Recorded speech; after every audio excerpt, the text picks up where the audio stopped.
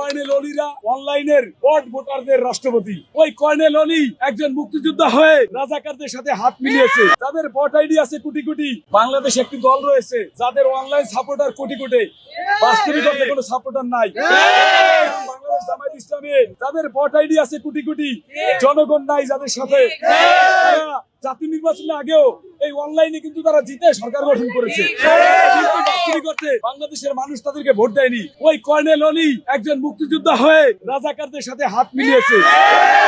রাজাকার আলবদর রাজাকারদের জামাত ইসলামের যে ভোট আইডির ভোট, সেই ভোটের কথা তিনি বলছেন। ভোট আইডি যে বাংলাদেশের স্বাধীনতা সার্বভৌমত্বের জন্য হুমকি স্বরূপ, মানুষের চরিত্র হনন করে, সেই ভোট আইডির ভোটে কর্নেল অলি আহমেদ রাষ্ট্রপতি হওয়ার স্বপ্ন দেখছিলেন।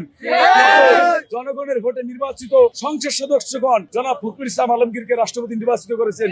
শুধুমাত্র বিএনপির সংসদ সদস্যরা নয়, বিএনপির বাইরে 11 জন সংসদ সদস্য মির্জা ফখরুল ইসলাম আলমগীরকে ভোট দিয়েছেন। কর্নেল অলিরা অনলাইনের বট ভোটারদের রাষ্ট্রপতি। বট ভোটার যারা, তাদের রাষ্ট্রপতি কর্নেল অলি।